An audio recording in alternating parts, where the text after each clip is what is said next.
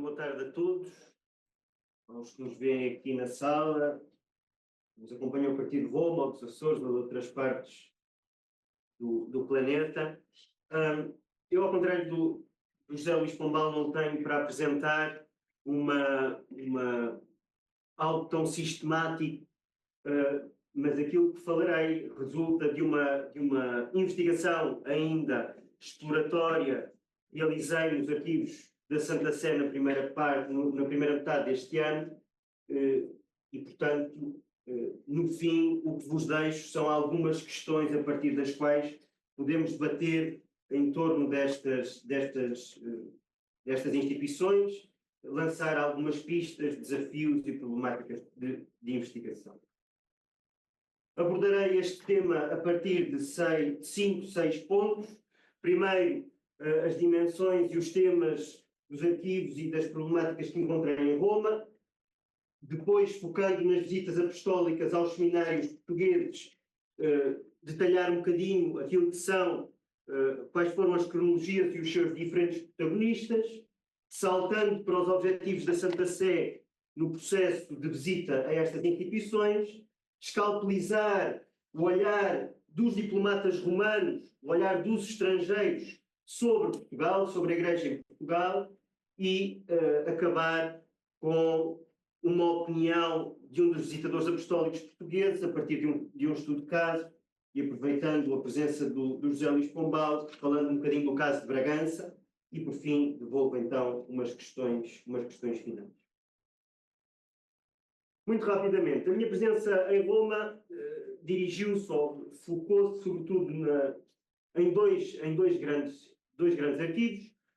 Um mais conhecido, o Arquivo Apostólico, no Fundo de Nunciatura de Lisboa, cuja baliza cronológica essencialmente vai de 1934 a 1954. Os documentos inventariados só nessas duas caixas resultam em 198, que são as caixas respeitando então os seminários diocesanos presentes no Fundo da Nunciatura Apostólica de Lisboa. Porém, tivemos acesso a um outro arquivo, o arquivo do Dicastério da Cultura e Educação, que ainda está largamente por explorar por parte dos investigadores, cuja baliza cronológica é mais lata, de 1908 a 1958. Só sobre os seminários temos cerca de 9, 10 caixas, não vindo todas a consulta necessariamente, e cujos documentos inventariados rondam neste momento cerca de 463. O trabalho que fizemos foi um trabalho de identificação, descrição e inventariação da documentação existente, não uma transcrição integral dos documentos. Transcrevemos alguns mais importantes, mas não estão todos descritos, naturalmente, mas neste momento há 660 documentos inéditos sobre os seminários portugueses presentes nestes dois arquivos que estão inventariados e cuja inventariação foi entregue ao Centro de Estudos de História Regional.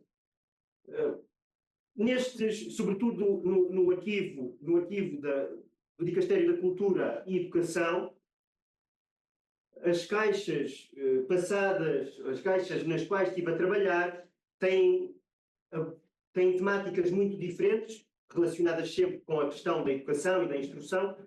Primeiro, uma grande relevância dada aos seminários diocesanos e neste período, pela Santa Sé, como veremos.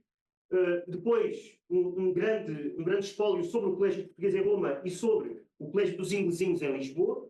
Tudo isto está por trabalhar também. Muitos pedidos feitos à então Congregação dos Seminários para concessão de títulos honoríficos, para seminários.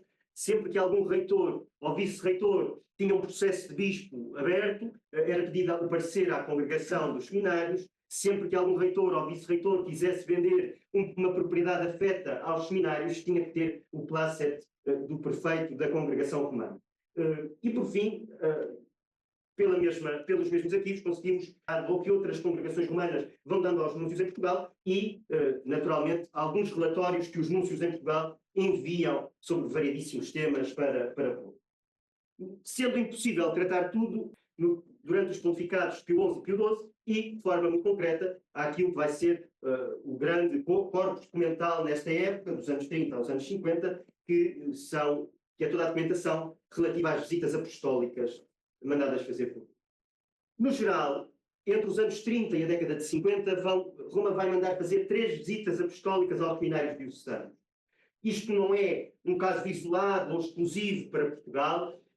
Quando chegamos ao cabo da década de 50, a Santa Sé está a fazer está a coordenar visitas apostólicas aos seminários no Haiti, na Irlanda, no Brasil, na Venezuela, na Bolívia, em Cuba, Holanda, Paraguai, Espanha e França, para não falar no caso italiano. Portanto, durante os pontificados de Pio XI e Pio XII, há claramente uma aposta naquilo que é uma monitorização destes institutos, dos pios institutos, assim designados na documentação, e as fases com diversos protagonistas portugueses e diversos protagonistas italianos. As visitas apostólicas, só para dar um lamiré de como é que isto corria, Roma pede ao núncio para que sejam nomeados visitadores apostólicos, o núncio dá nomes de padres ou bispos que possam ser os visitadores apostólicos, esses bispos ou padres, ou seja, dioceses e seminários que têm que visitar, depois da visita fazem um relatório para enviar a Roma, por via da Nunciatura Apostólica. A congregação romana, a congregação dos seminários, trata essa informação, reúne a informação e depois elabora um documento coletivo a enviar a todos os bispos portugueses. Depois da publicação desse documento, no caso português em 1935 e depois em 1956, depois da publicação desse documento há um período longo em que a Santa Sé, o Dicastério Romano, vai dialogar pessoalmente com cada um dos bispos de cada uma das dioceses, detalhando aqui as reformas que em cada uma das dioceses os seminários têm que executar. Portanto, há 3 visitas apostólicas, 33, 34, e depois 39, 40, 53, 54. Como poderão ver pela cronologia, falamos do final do pontificado Pio XI e até quase ao final do pontificado Pio XII, sucedem-se também os protagonistas, quer em Roma, quer em Lisboa. E quem são os estrategas das visitas apostólicas em Portugal? Há três níveis responsáveis: os prefeitos da congregação para os seminários, os núncios apostólicos em Lisboa e os visitadores apostólicos propriamente ditos. Quando articulada estes nós, conseguimos estabelecer uma relação, uma rede de 9 pessoas. Começando então por Roma, temos o cardeal Bisletti, que é prefeito da congregação para os seminários, universidades e estudos entre 1915 e 1937. É ele que lança a primeira visita apostólica a Portugal, morre no exercício do cargo em 37 e o Papa Pio XI assume a prefeitura desta congregação. É sucedido no cargo pelo cardeal Pizarro, que se mantém no cargo entre 39 e 67, portanto, durante todo o pontificado de Pio XI até ao pontificado de Paulo VI, e é este homem que vai coordenar a segunda e a terceira visita apostólica aos seminários portugueses a partir de Roma. O cardeal Pizarro é uma pessoa importantíssima, dos homens mais poderosos na Curia Romana durante o pontificado de Pio XII, já tinha trabalhado com o cardeal Pacelli na Secretaria de Estado, é também um dos cardeais que trabalha com o cardeal Ottaviani na Sacra Suprema Congregação do Santo Ofício, e é, a todos os títulos, um personagem-chave neste período na política da Santa Sé para as questões da educação. Em Portugal, nós temos 3 núncios entre os anos 30 e os anos 50. Primeiro, o Monsenhor Beda Cardinal, que é núncio entre 28 e 33, mas morre logo no início da visita apostólica, em dezembro de 33, inesperadamente, em Gênero. Beda Cardinal é substituído no cargo por Monsenhor Siriaci, que é núncio durante muito tempo em Portugal, entre 34 e 53.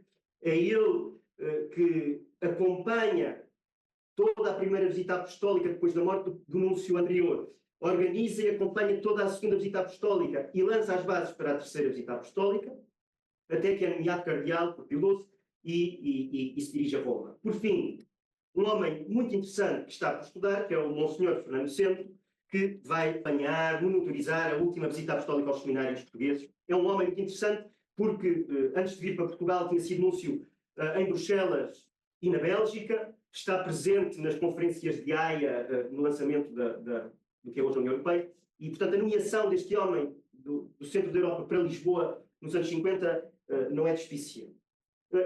Mas quem na verdade são as formigas que vão palmilhar o território português entre os anos 30 e a década de 50, nomeados por Roma. Primeiro, temos o padre Vítor Cadillac, que é vice-reitor do Seminário dos Olivais, o primeiro vice-reitor do Seminário dos Olivais, que é visitador apostólico logo na primeira visita apostólica entre 32 e 34, a quem é confiada as dioceses de Beja, Bragança, Faro, Lamego, Leiria, Porto Alegre, Vila Real, Angra e Funchal, e é visto pelos diplomatas romanos em Lisboa, nomeadamente o Núncio Beda Cardinal, como um homem novo, que conhece muito bem os assuntos do ambiente. Estou a citar uma carta que o Núncio Apostólico manda para Roma. Conhece muito bem os assuntos do ambiente português, que possui uma cultura eclesiástica e científica notável, portanto, formada em França, e que facilmente poderá ir detectando as deficiências existentes nos seminários portugueses no domínio cultural. A seguir ao Monsenhor a Vítor Cadillac, temos um homem a todos os títulos importantes, que é Dom Agostinho de Sousa e Sousa, primeiro bispo auxiliar de Lamego, depois bispo de Lamego, depois já nos anos 50 bispo do Porto, que vai ser o primeiro e o segundo visitador apostólico português. Na primeira visita apostólica são-lhe confiadas as dioceses de Lisboa, Braga, Évora, Porto, Coimbra, Guarda e Viseu, e o facto de ser estas resulta de que, na opinião do primeiro núncio, os seminários das grandes dioceses deveriam ser visitados por um bispo. Na segunda visita apostólica, é ele que gera todos os seminários do país.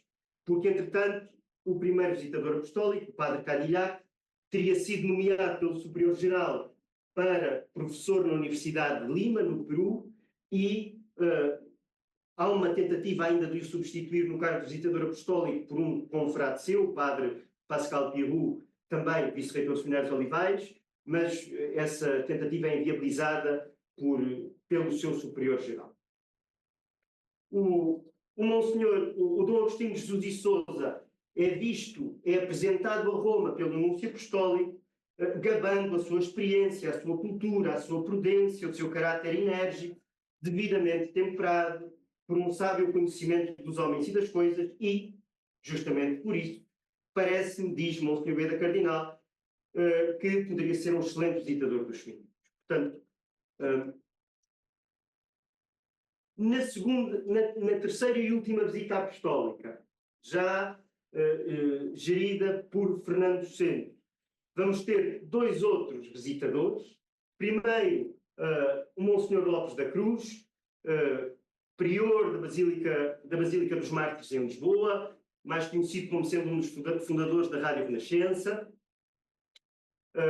que entre 53 e 54 vai visitar todos os seminários da província eclesiástica de Braga, portanto, Braga, Aveiro, Bragança, Coimbra, Lamego, Porto, Vila Real e Viseu, e o seminário de Leiria, porque o segundo visitador apostólico tinha sido professor em Leiria, e, portanto, não convinha visitar a sua instituição, e é visto como um homem de bom senso e com longa experiência administrativa, pelo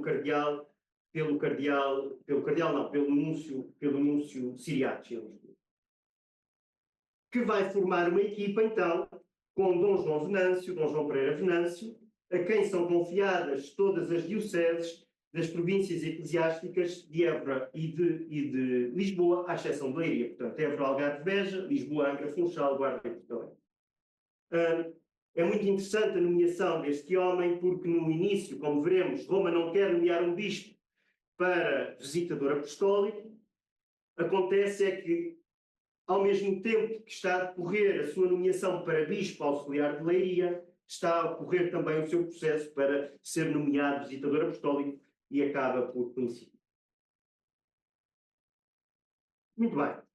Mas quais são as preocupações romanas com as visitas aos seminários? Em função daquilo, naturalmente, que os visitadores vão dizendo.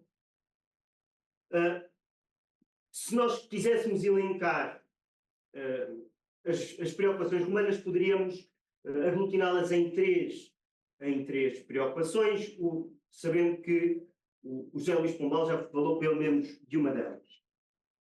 Primeiro, a criação de seminários regionais. Segundo, a reforma do plano dos estudos. E terceiro, reforçar o regime de internato. Não são só estas, há necessariamente uma monitorização da vida da piedade, a monitorização da disciplina dos seminários, um cuidado ou uma atenção muito grande com as infraestruturas dos edifícios, com a logística dos edifícios, com as condições de habitabilidade dos edifícios, e, portanto, assim como das férias, como vê.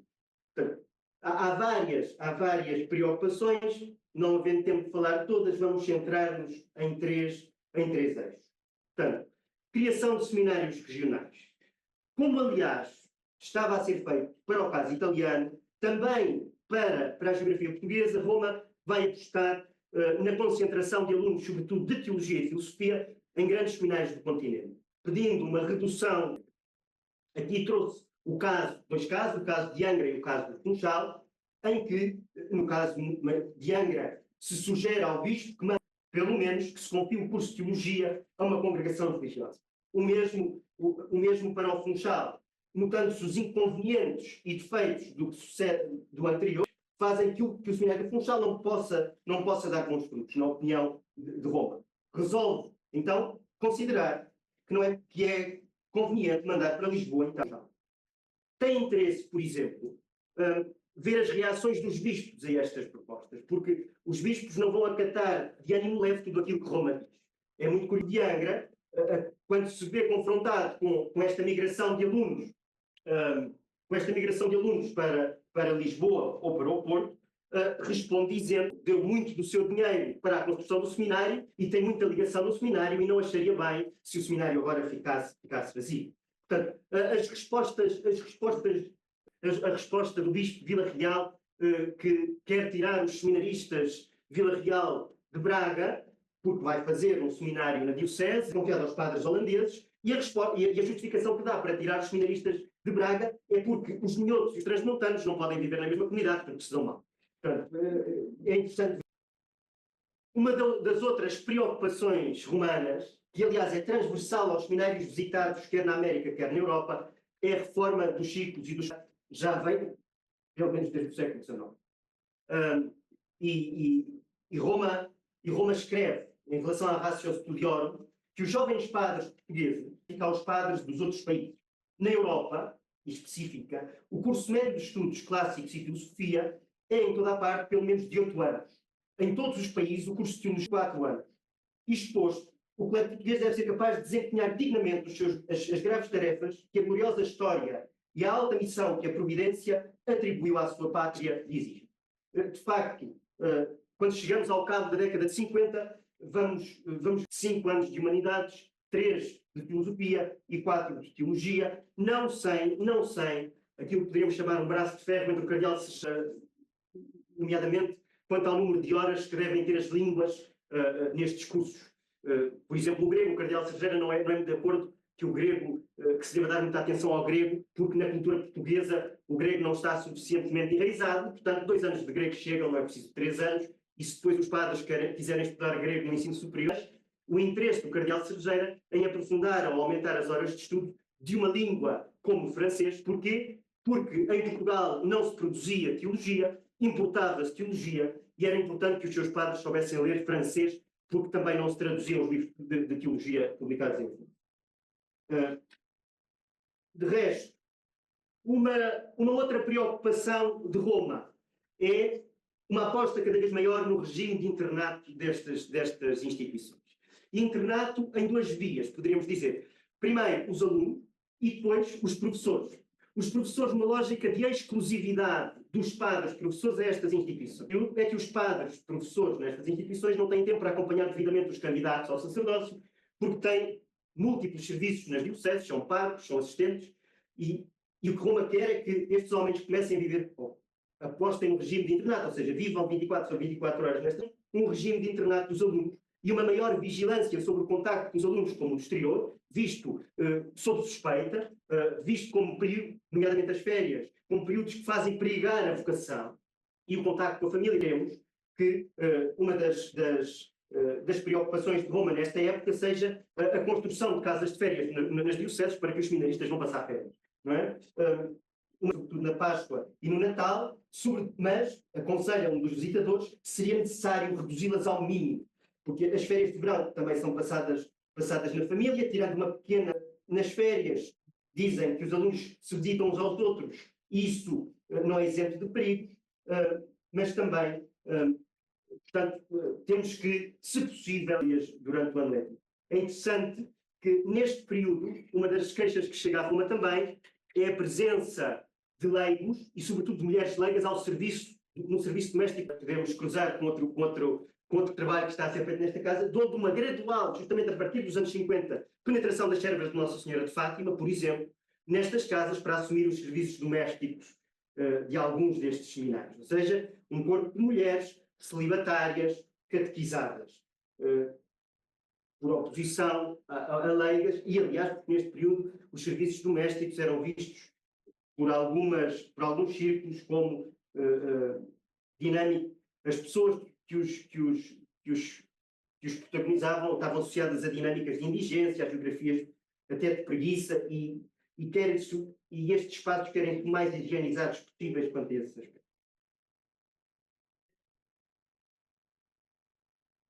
Tirando estes três grandes objetivos, ou à margem destes três grandes objetivos que Roma vai levar por diante no correr das visitas apostólicas, nós podemos, a partir da documentação, ir escalpelizando as percepções romanas sobre a Igreja em Portugal. Ou seja, como é que o outro estrangeiro acaba por fazer representações além fronteiras daquilo que se passa em Portugal.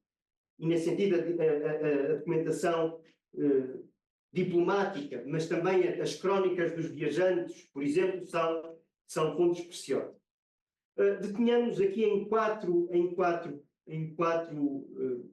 tópicos: os bispos, o clero, a criação da Faculdade de Teologia e a ação pastoral da Igreja. Como é que o núncio em Lisboa vai olhar para estas questões e como é que as vai apresentar a Roma? Como é que um diplomata italiano, estando em Lisboa, vai interpretar estas questões? Primeiro, os bispos. É muito interessante porque Roma não tem, ao contrário do que nós poderíamos pensar, uma opinião sempre benévola dos bispos portugueses. Ou pelo menos, é muito interessante o comentário que faz quando da morte de Dom Manuel Luís Coelho da Silva, bispo de Coimbra, e da sua substituição no cargo por Dom António Antunes. E os termos não são inócuos, não é? Quando o núncio alerta Roma ao dizer o bispo de Coimbra, que não era muito romano, morreu. E sucedeu-lhe o seu auxiliar, que está melhor, que é melhor, mas sofre do espírito do seu antecessor, com quem teve um longo convívio. Pelo menos, ou no mínimo, pode dizer, só deve dizer-se que é fraco. Merece ser vigiado. Eu não sei se estou a fazer bem as traduções, mas depois o Zé Luís corrigir-me-á nesse processo. A preocupação de Roma, repito, os termos não são inócuos, não é? Que era assai pouco romano é um termo muito interessante, que não é de todo exclusivo do pontificado de Pio XII ou de Pio XI, mas que já os núncios apostólicos em Portugal no final do século XIX estão a utilizar na sua documentação. Isto, por um lado, seria interessante perguntar a este núncio o que é um bispo pouco romano ou um bispo muito romano, e quais são os paradigmas que estão por trás destas categorias. Mas veja-se também, quando da nomeação de um segundo visitador apostólico, de um visitador apostólico para a última visita apostólica em Portugal, nos anos 50, o que é que um outro núncio vai dizer ao cardeal Pizarro, que quanto às pessoas que poderiam ser escolhidas para esta difícil tarefa, a humilde opinião desta nunciatura é de não a confiar em país. Não é fácil a um prelado libertar-se do sentimento de solidariedade para com os seus colegas, como infelizmente aconteceu durante a última visita apostólica a Dom Agostinho de Jesus e Sousa. Portanto, um sentido visto até com alguma suspeita por parte do diplomata. Em relação ao clero, os comentários feitos vão no sentido da sua instrução, no sentido da sua educação. Chega a dizer, fazendo já o balanço das primeiras visitas apostólicas, que os jovens clérigos que começam a sair dos novos seminários já visitados dão boas expectativas e parecem mais bem formados e animados do que no parecer deste núncio. Dever-se insistir com os ordinários, com os bispos, para que façam uma seleção mais rigorosa dos candidatos ao ministério, porque não são raros os casos em que os sacerdotes apenas um ou dois a uma escandalosa vida laica. E continuam, não é? Por exemplo, já para não falar de que diz que apresentam os párocos ainda mais como e dizendo que a formação intelectual dos párocos é muito baixa. Portanto, são mais animados com o espírito de rotina que é próprio. Isto é um outro tópico que me parece bastante interessante é um comentário que o núncio, nos anos 50, faz à Universidade Católica Portuguesa e, dentro desta, uma possível criação de uma faculdade de teologia em Portugal. No parecer deste núncio, para além de não haver elementos adequados para o ensino, ou seja, para o ensino da teologia em Portugal, a nível universitário, a realização deste desidrato entenda-se para a existência do Pontifício Colégio Português em Roma, que tantos frutos bons já deu à Igreja em Portugal. Mas a nunciatura não desiste da criação de uma Universidade Católica, mas muda o foco. De se criar pelo menos a Faculdade de Letras, que para além de atrair muitos leigos, facilitaria o acesso a graus académicos para o clero popular e secular, bem como para as religiosas e para o futuro das missões. Lembre-se que em 50 o edifício aqui em cima da cidade universitária da Faculdade de Letras só está pronto em 58, portanto, em 50 a Faculdade de Letras funcionava, creio que na Academia de Ciências. Mas o que é certo é que o núncio em Lisboa, na possibilidade de se criar uma Universidade Católica, não está tão de acordo que se crie uma Faculdade de Teologia, mas sim uma Faculdade de Letras. Seria interessante trazer este núncio hoje à Universidade Católica para ver qual seria a sua reação. Por fim, como é que estes homens vão olhar para o estado da Igreja em Portugal, são em função de outros problemas que, no dizer dos núncios, vão suscitando uma série de preocupações. É o caso da educação cristã das populações, o ensino do catecismo, os rituais que gerem a vida das comunidades. Às crianças é muito deficiente, a ação pastoral resolve-se antes em práticas tradicionais, festas, procissões, mas são poucos os párocos que se preocupam em dar a pregação dos adultos é inexistente. Em Lisboa, para citar um caso, a pregação quaresmal reduz a 3 ou 4 conferências, nada mais. Se isto é válido para as percepções que os italianos, os romanos têm para Portugal, também portanto, os portugueses mandatados por Roma para visitar os seminários dizem destas instituições. Não é? E à falta de melhor, e por falta de tempos, escolhi uma carta de Dom Agostinho de Jesus e Sousa e alguns apontamentos que ele tira sobre o Seminário de Bragança para ilustrar o que aqui acabo de dizer.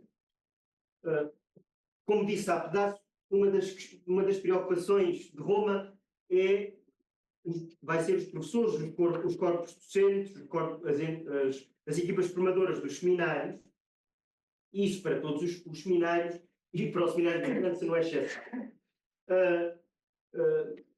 Quando da primeira visita, da segunda visita apostólica, o Dom Agostinho chama a atenção do núncio para algumas irregularidades que existem no Seminário Menor de Bragança, nomeadamente no que diz respeito ao seu corpo formativo, que, segundo ele, precisa de urgentes reformas, dado que o vice-reitor, que à época exercia as funções, mesmo sendo irrepreensível nos seus costumes, tem até vulgares qualidades de bom senso e tino administrativos, segundo ele, não tem, porém, prestígio para estar à frente de um seminário, por ser de todos conhecida a sua má vida em tempos passados.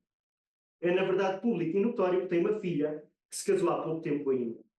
O Sr. Bispo de Bragança tem já tudo disposto para ele ser substituído no próximo ano. Ou seja, ao mesmo tempo que se gaba o bom senso e o tino administrativos deste clérigo, o facto de ter tido o que o visitador apostólico chama uma má vida no tempo passado, não o capacita para estar à frente de um senhor.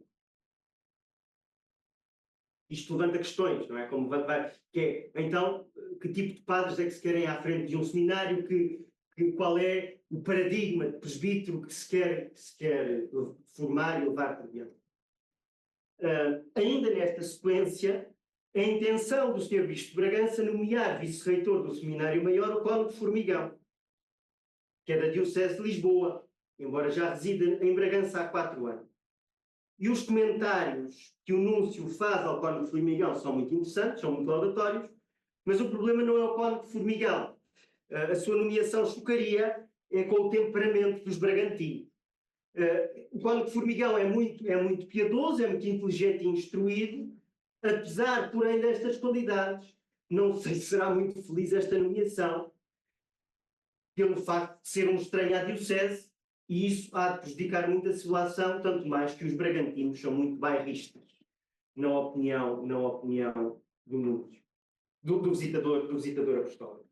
São tão bairristas como os minhotos e os transmontanos não se darem na opinião do Bispo de Vila Real. Portanto, estas representações que são enviadas para Roma sobre os portugueses também são muito interessantes, não é? E que merecem alguma atenção da nossa parte. Mas o que eu achei mais interessante de todos estes comentários foi o comentário que o visitador apostólico faz a um padre por demais conhecido, que é o Abade Bassal, que a dado momento publica um artigo, tem a infelicidade de publicar um artigo numa revista do Seminário de Vinhais, no número do Seminário de Vinhais, e que leva o visitador apostólico a comentar para o Núncio Apostólico em Lisboa o seguinte: vem lá um artigo do Sr. Abade Bassal que pode considerar-se como um expoente do estado moral do clero da Diocese. O autor tem-se distinguido pelas suas investigações históricas, tendo publicado vários volumes que dizem ter um certo valor. Agora, espírito eclesiástico é que parece não ter nenhum. Repito a pergunta, não é? Seria interessante devolver, na volta do correio, a Dom Agostinho de Jesus e Sousa o que é que ele entende por espírito eclesiástico. E termino a minha já longa apresentação, não com um argumento final, não com uma tese, mas com algumas perguntas que devolvo à audiência para podermos falar um pedaço. Que perguntas é que estas fontes me foram suscitando ao longo do trabalho que estive a fazer em Roma e que me parece que podem fazer luz e dar alguma projeção a esta argumentação. Primeiro, que a eclesiologia é que presida estes processos de visitação vistos por Roma como dinâmicas de reforma. Segundo, que modelo presbiteral se quer consagrar com a execução de tais parâmetros, não é?